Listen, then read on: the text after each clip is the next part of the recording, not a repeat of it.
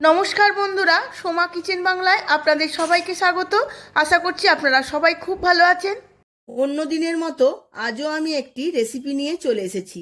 বিয়েবাড়ি স্টাইলের কাতলা কারি। অত্যন্ত সহজ পদ্ধতিতে এই রেসিপি আপনাদের কাছে আমি শেয়ার করব। আপনারা এই রেসিপি যে কোনো অনুষ্ঠানে সহজেই বানিয়ে নিতে পারবেন। সম্পূর্ণ ভিডিওটি দেখার জন্য অনুরোধ রইল। আমার নতুন বন্ধুরা আমার চ্যানেলটিকে সাবস্ক্রাইব করবেন আর পাশে থাকা বেল আইকনটি প্রেস করে রাখবেন, কারণ আমার সমস্ত রান্নার নোটিফিকেশন সবার আগে আপনার কাছে পৌঁছে যাবে। চলুন দেখে নেওয়া যাক রেসিপিটা। বিয়েবাড়ি স্টাইলের কাতলা কারি বানানোর জন্য এখানে আমি 5 পিস বড় সাইজের কাতলা মাছ নিয়ে নিয়েছি। এখন আমি এই কাতলা মাছগুলোতে নুন আর হলুদ মাখিয়ে নেব।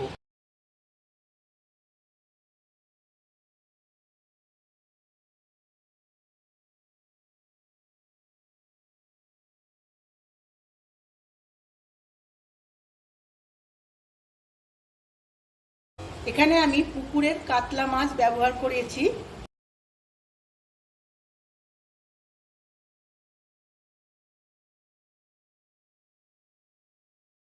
নুন আর হলুদ মাখিয়ে নিয়েছি। এখন আমি 2 মিনিটের জন্য মাছটা রেস্টে রেখে দেব। কড়াই আমি সর্ষের তেল দিয়ে দিয়েছি, গরমও হয়ে গেছে। এখন আমি আস্তে আস্তে করে মাছগুলো ভেজে নেব।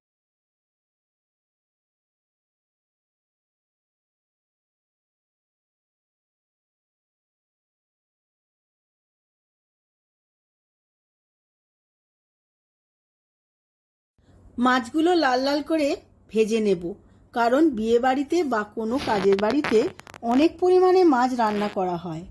সেক্ষেত্রে মাছ ঝোলের মধ্যে ফোটানো হয় না, ফোটালে মাছ ভেঙে যেতে পারে। তাই মাছ লাল করে ভেজে নিতে হবে।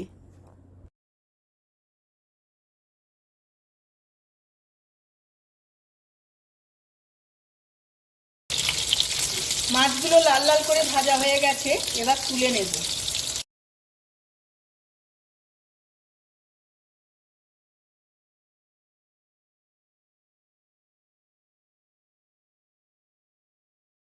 মাছ ভাজার তেলে আমি 2টো তেজপাতা, একটা শুকনো লঙ্কা আর কিছু গরম মশলা ফোড়নে দিয়ে দেব। তার মধ্যে নিয়ে নিয়েছি দারচিনি, 3টে ছোটো এলাচ, অল্প একটু লবঙ্গ। সমস্ত কিছু ভালোভাবে ভেজে নেব। এর মধ্যে আমি অল্প একটু চিনি দিয়ে দেব।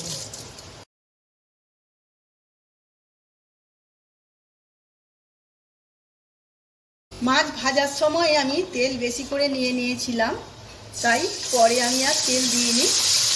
পেঁয়াজটা আমি 2টো পেঁয়াজ বড় আমি বেটে নিয়েছিলাম। পেঁয়াজটা ভালোভাবে ভেজে নেব। পেঁয়াজটা আমি ভালো করে ভেজে নেব, যাতে পেঁয়াজের কাঁচা গন্ধটা চলে যায়।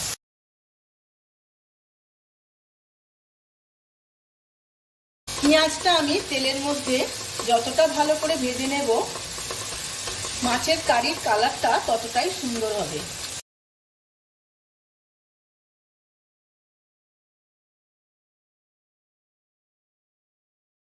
পেঁয়াজ ভাজা হয়ে গেছে। এখন আমি আদা আর জিরে বাটাটা দিয়ে দেব। এখানে বড় চামচের 1 চামচ আদা জিরে বাটা আছে। আদা জিরে বাটাও আমি ভালোভাবে ভেজে নেব।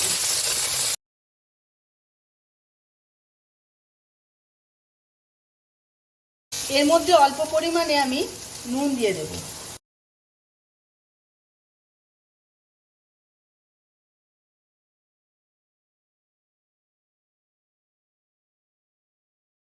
এবার দিয়ে দেব আমি কাঁচা লঙ্কার পেস্ট। আমি এখানে 4টে কাঁচা লঙ্কা ভালোভাবে বেটে নিয়েছিলাম।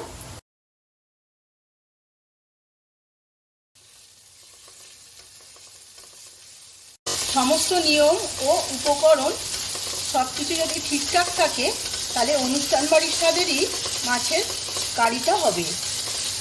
এখন আমি দিয়ে দেব 2 চামচ রসুন বাটা।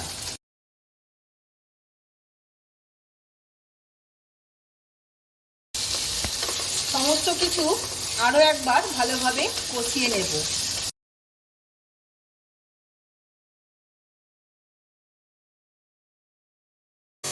এইগুলো কষাতে কষাতে এখন আমি রেড চিলি পাউডার দিয়ে দেব 1 চামচ, ধনে গুঁড়ো দিয়ে দেব 1 চামচ, আর হলুদ দিয়ে দেব 1 চামচ। অল্প একটু জল দিয়ে দেব।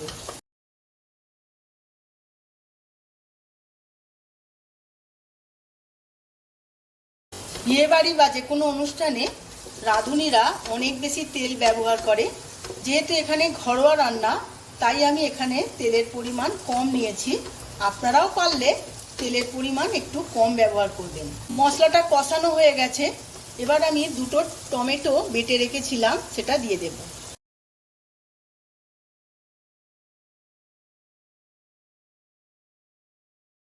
টমেটোটা আমি সমস্ত মশলার সঙ্গে কষিয়ে নেব যতক্ষণ না তেল ছাড়ছে। সমস্ত মশলার সাথে টমেটো বাটাটা যত কষানো হবে, টমেটোর কাঁচা গন্ধটাও চলে যাবে।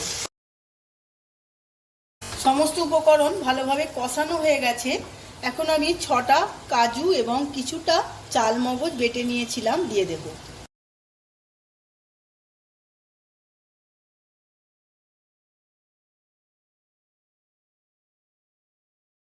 কাজু আর চালমগজ দেওয়ার ফলে মাছের গ্রেভিতে অনেকটা বেশি টেক্সচার আসে আর খেতেও খুব সুন্দর হয়। সমস্ত মশলাটা কষানো হয়ে গেছে, তেলও ছেড়ে এসেছে। এর মধ্যে এবার আমি একটু জল দিয়ে দেব।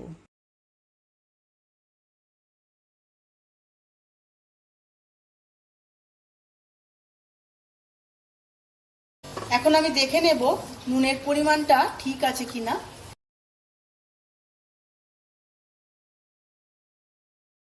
এর মধ্যে আমি স্বাদ মতো নুন দিয়ে দেব।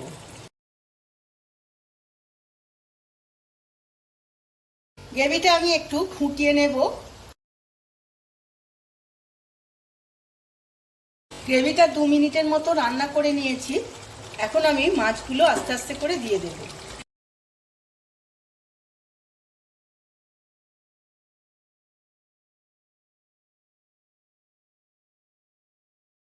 মাছগুলো এবার হালকা নাড়াচাড়া করে নেব যাতে মাছের গ্রেভিটা সমস্ত মাছের ভেতরে ঢোকে।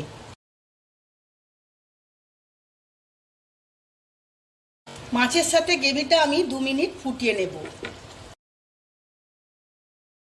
মাছের সাথে গ্রেভিটা বেশিক্ষণ ফোটানো যাবে না, তাই আমি 2 মিনিট ফুটিয়ে নিয়েছি। এবার গ্যাসের ফ্লেমটা অফ করে দেব। ওপর থেকে অল্প একটু ধনেপাতা ছড়িয়ে দেব।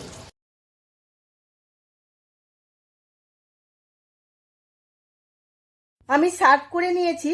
খুব ভালো দেখতে লাগছে, খেতে তো একদম অনুষ্ঠান বাড়ির মতোই হয়। আপনারাও এই পদ্ধতিতে একবার বাড়িতে বানিয়ে ফেলুন আর গরম গরম ভাত, পোলাও সব কিছুর সাথেই পরিবেশন করুন। দেখবেন সবার খুব ভালো লাগবে। ভিডিওটা যদি ভালো লেগে থাকে, ভিডিওটিতে প্রচুর প্রচুর লাইক, শেয়ার, কমেন্ট করবেন। আজ তাহলে আসি, আবার দেখা হবে পরবর্তী ভিডিওতে নতুন কোনো রেসিপি নিয়ে। ধন্যবাদ।